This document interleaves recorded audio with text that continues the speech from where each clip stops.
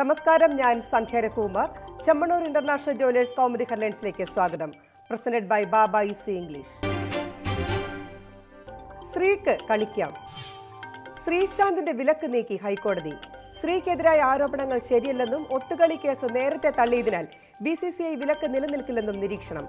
കുറ്റവിമുക്തനാക്കിയ കോടതി വിധിയെ പരിഗണിക്കാതെ ആജീവനാന്ത വിലക്ക് തുടർന്ന നടപടിയെ ശക്തമായി വിമർശിച്ചും ഹൈക്കോടതി. ശ്രീശാന്തിനെ പോലൊരു കളിക്കാരനെ ദീർഘകാലം മാറ്റി നിർത്താനാകില്ലെന്ന് കോടതി.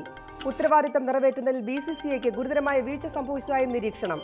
കോഴ വാങ്ങി ഒത്തുകളിച്ചെന്ന കേസിൽ സ്ത്രീക്ക് BCCI ആജീവനാന്ത വിലക്ക് ഏർപ്പെടുത്തിയത് 2013 സെപ്റ്റംബറിൽ.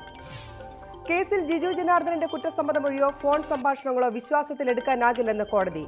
ക്രിക്കറ്റ് ജീവിതം തിരികെ നൽകിയ കോടതി വിധിയിൽ സന്തോഷമെന്ന് പ്രതികരിച്ച് സ്ത്രീയും കുടുംബവും. ദൈവത്തിനും ഏറ്റവും വലിയ പ്രതിസന്ധി ഘട്ടത്തിൽ പിന്തുണച്ച എല്ലാവർക്കും നന്ദിയെന്ന് സ്ത്രീയുടെ അമ്മ സാവിത്രി ദേവി. കാര്യമോ കെട്ടുകഥയോ? സംസ്ഥാനത്തെ അക്രമ സംഭവങ്ങളുടെ പേരിൽ പരസ്പരം പഴിചാരൽ തുടരുന്നതിനിടെ സർക്കാരിന് വിമർശനവുമായി കുമ്മനം രാജശേഖരൻ. അക്രമങ്ങൾക്ക് സാധ്യതയെന്ന ഇന്റലിജൻസ് റിപ്പോർട്ട് ലഭിച്ചിരുന്നതായി മുഖ്യമന്ത്രി പറഞ്ഞത് ശരിയല്ല. അത്തരമൊരു റിപ്പോർട്ട് വെറും കെട്ടുകഥ. വിവരം ലഭിച്ചിരുന്നെങ്കിൽ എന്തുകൊണ്ട് സർക്കാർ നടപടി സ്വീകരിച്ചില്ലെന്നും BJP സംസ്ഥാന അധ്യക്ഷൻ. അതേസമയം അക്രമങ്ങളുടെ പേരിൽ നിയമസഭയിൽ പോരടിച്ച് പ്രതിപക്ഷവും ന്യായങ്ങൾ നിരത്തി ഭരണപക്ഷവും. കേന്ദ്രമന്ത്രിമാർക്ക് കേരളത്തിൽ വന്ന് നിരങ്ങാൻ അവസരമൊരുക്കിയത് ഇടതുപക്ഷമെന്ന് K മുരളീധരൻ. പ്രതിപക്ഷ ബഹളത്തിൽ മുങ്ങിയ സഭ ഇന്നത്തേക്ക് പിരിച്ചുവിട്ട് സ്പീക്കർ.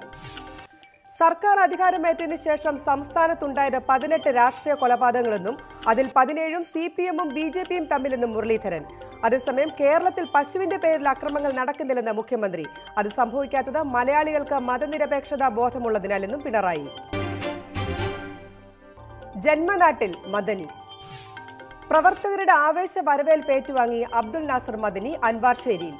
ബംഗളൂരുവിൽ നിന്ന് ഇന്നലെ ഉച്ച കഴിഞ്ഞ് നെടുമ്പാശ്ശേരിയിൽ വിമാനമിറങ്ങിയ മദനിയെ വഴിനീള സ്വീകരണം ഏറ്റുവാങ്ങി അൻവാർശേരിയിലെത്തിയത് രാത്രി 10 മണിയോടെ. മദനിക്ക് കേരളത്തിൽ സുരക്ഷ ഒരുക്കി കർണാടക പോലീസിന്റെ 19 അംഗ സംഘം. സുപ്രീം കോടതി അനുമതിയോടെ മദനിക്ക് കേരളത്തിൽ തങ്ങാവുന്നത് ഓഗസ്റ്റ് 19 വരെ. മറ്റന്നാൾ തലശ്ശേരിയിൽ മകന്റെ വിവാഹ ചടങ്ങിൽ പങ്കെടുക്കുന്ന മദനി വെള്ളിയാഴ്ച വൈകിട്ട് കൊല്ലത്തെ വിവാഹ വിരുന്നിലും സംബന്ധിക്കും.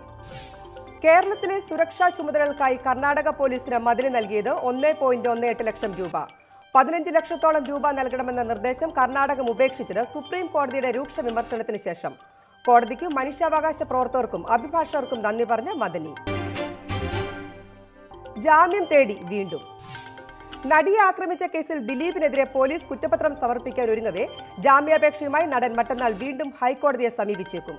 ദിലീപിനെതിരെ കടുത്ത വകുപ്പുകൾ ചുമത്തിയുള്ള കുറ്റപത്രം ഗൂഢാലോചന കേസിലെ തെളിവ് ശേഖരണം ഏറെക്കുറെ പൂർത്തിയായ സാഹചര്യത്തിൽ. ഗൂഢാലോചന തെളിയിക്കുന്നതിൽ നിർണായകമായ സാഹചര്യ തെളിവുകൾ ശേഖരിക്കുന്ന ജോലി അന്തിമഘട്ടത്തിലെന്ന് അന്വേഷണ സംഘം. ഇതിന്റെ ഭാഗമായി നാദിർഷയുടെയും അപ്പുണ്ണിയുടെയും മൊഴികൾ വീണ്ടും ശേഖരിക്കും. സുപ്രധാന തൊണ്ടി മുതലായ മൊബൈൽ ഫോൺ നശിപ്പിച്ചെന്ന പ്രതികളുടെ മൊഴി വിശ്വസിക്കാതെ പോലീസ്.